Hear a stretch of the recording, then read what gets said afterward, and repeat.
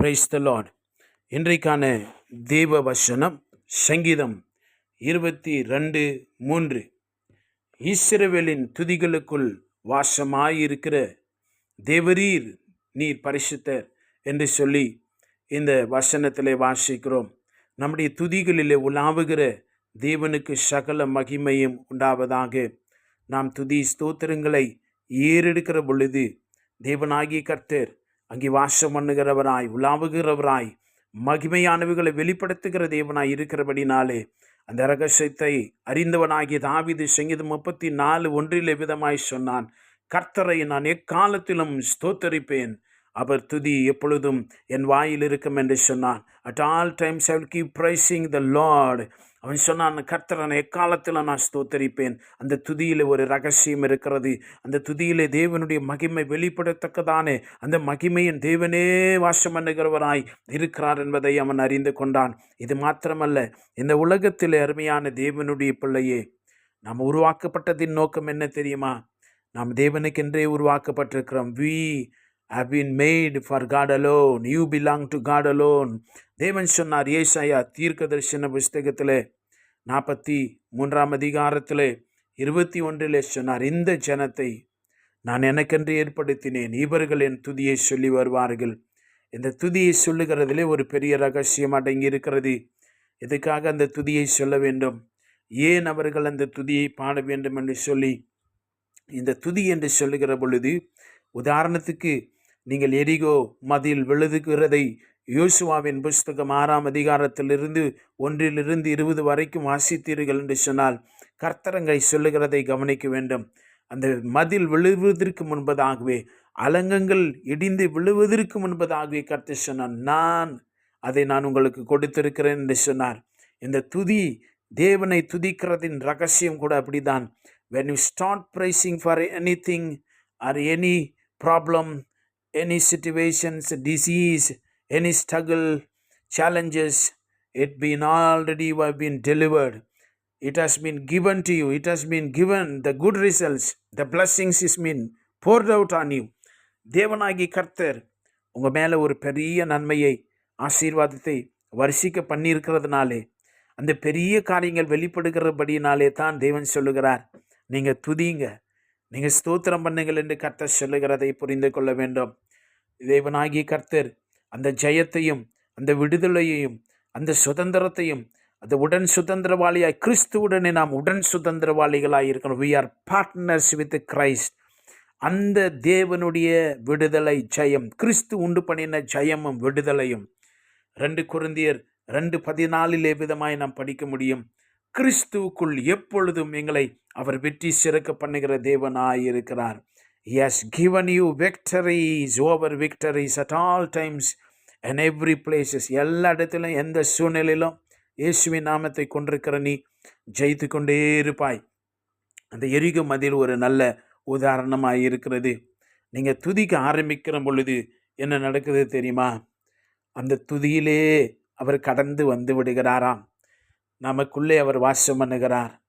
பரிசுத்த ஆவியாய் நமக்குள்ளே வாசம் பண்ணுகிறார்.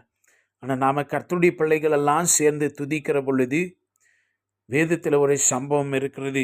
அப்போஸ்தலர் நடபடிகள் 16:25 வசனத்தில், அங்கே பவுலும் சீலாவும் நடுராத்திரியிலே சிறைச்சாலிலே அமர்ந்து தேவனை துதித்து பாடுகிறதை நாம் காண முடியும். 26வது வசனத்தில் என்ன நடக்குது தெரியுமா? அங்கே ஒரு பெரிய பூமி அதிர்ச்சி உண்டாகிறது.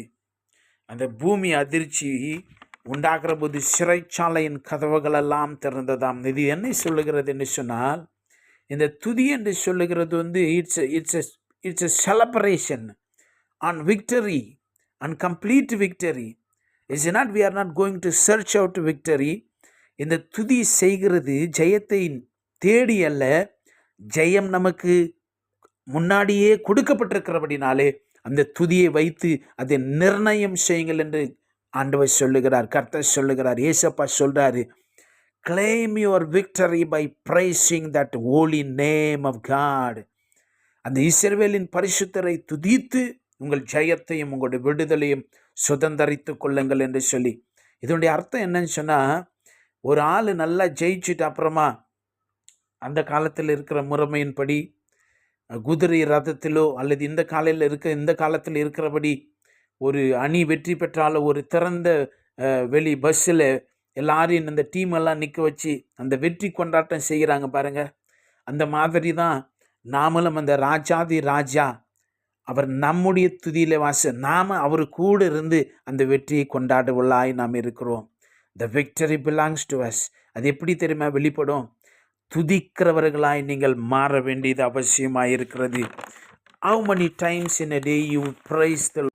ஒரு நாளில் எத்தனை முறை அவரை நினைத்து அவருடைய நன்மைகளுக்கும் கிருபைகளுக்கும் தயவுக்கும் உண்மையில வைத்திருக்கிற அன்புக்கும் எத்தனை முறை நீங்கள் ஸ்தோத்திரம் பண்ணியிருக்கிறீங்க? Whether you have that habit, உங்களுக்கு அந்த அனுபவம் அந்த பழக்கம் உங்களுக்கு இருக்கிறதா?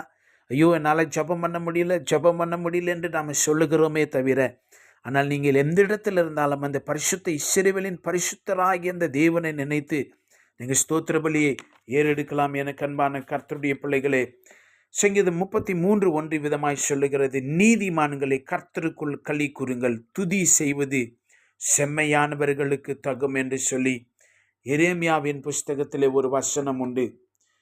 33ஆம் அதிகாரத்திலே 11 இன்னும் களிப்பின் சத்தமும் மகிழ்ச்சியின் சத்தமும் மணவாளனின் சத்தமும் மணவாட்டின் சத்தமும் சேனைகளின் கர்த்தரை துதியுங்கள், அவர் நல்லவர், அவர் கிருபை உள்ளது என்று சொல்லுகிறவர்களின் சத்தமும் கர்த்தருடைய ஆலயத்துக்கு ஸ்தோத்திர பலிகளை கொண்டு வருகிறவர்களின் சத்தமும் கேட்கப்படும் என்று சொல்லுகிறதை நாம் பார்க்கிறோம். அல்லேலூயா. எனக்கு அன்பான கர்த்தருடைய பிள்ளைகளே, இன்றைக்கு நம்முடைய பழக்கம் வழக்கம் நம்முடைய நிலைமை என்ன தெரியுமா? நம்முடைய பிரச்சனைகளை பார்த்து புலம்பி யோசித்து கொண்டே நாளை கழித்து விடுகிறோம். தோல்விகளையே பேசி கொண்டிருக்கிறோம். கடந்த காலத்தில் செய்ய முடியாத காரியங்களையே இந்த நிகழ்காலத்தில் பேசிக்கொண்டே கழித்து விடுகிறோம். ஆனால் துதிக்கிற பொழுது காலம்லாம் கடந்து போன இதெல்லாம் திரும்பி வரும்படி செய்கிற தேவன் அந்த துதியிலே வாசம் பண்ணுகிற சிங்காசனம் போட்டு வாசம் பண்ணுகிறதுனா என்ன அர்த்தம்னா, அந்த மூல பாஷையில் என்ன அர்த்தம் இருக்குதுன்னா, சிங்காசனம் போட்டு அவர் உட்கார்ந்துடுறாராம். அந்த துதியில் அவர் ஆளுகை செய்கிறார். பாருங்க, நினைச்சு பாருங்க, அவரே அந்த துதி பண்ணுகிற இடத்துல அவரே சிங்காசனத்தை போட்டு உட்கார்றாருன்னு சொன்னா, நமக்கு தன்னையே தன்னுடைய குமாரனையே கொடுத்தவர் மற்ற எல்லாவற்றையும் செய்யாதிருப்பாரா? வேதம் சொல்லுகிறது எபிரேயர் 13:15 வசனத்தில் விதமாய் வாசிக்கிறோம், ஆகையால் அவருடைய நாமத்தை துதிக்கும் உதடுகளின் கனியாகிய ஸ்தோத்திர பலியை அவர் மூலமாய் எப்பொழுதும் தேவனுக்கு செலுத்த கடவோம் என்று சொல்லி, ஸ்தோத்திர பலியிடுகிறவன் என்னை மகிமைப்படுத்துகிறான் என்று கர்த்தர் சொல்லுகிறார். இன்றைக்கு நாம் நிறைய ஜெபம் பண்ணணும் என்று சொல்லி தவறான ஜெபங்களை ஏறெடுத்து கொண்டிருக்கிறோம். சும்மா செஞ்சு பாருங்க, ஒரு நாளைக்கு ஒரு 500 ஸ்தோத்திர பலி, ஒரு நாளைக்கு 1000 ஸ்தோத்திர பலி, 2000 ஸ்தோத்திர பலி ஒரு நாளைக்கு எடுத்து பாருங்க. அந்த ஸ்தோத்திர பலியை சொல்லி பாருங்க. தேவனை நேசித்து இதுவரை உன்னை நடத்தினாரே, காப்பாற்றினாரே, போஷித்தாரே, தப்புவித்தாரே, சுகமாக்கினாரே, உன் பிராணனை மீட்டாரே, உன் பாவத்தை மன்னித்தாரே. ஸ்தோத்திர பலியை சொல்லி பாருங்கள். உன்னை இப்போ மட்டும் இல்லை, எல்லா இடங்களிலே இனி வரும் காலங்களிலே அந்த வெற்றியை ஜெயத்தை கர்த்தர் உனக்கு நிச்சயமாய் பண்ணியிருக்கிறார். நீ துதிக்கிற பொழுது அந்த இடத்துல கர்த்தர் அந்த இடத்துல கடந்து வருகிறார்.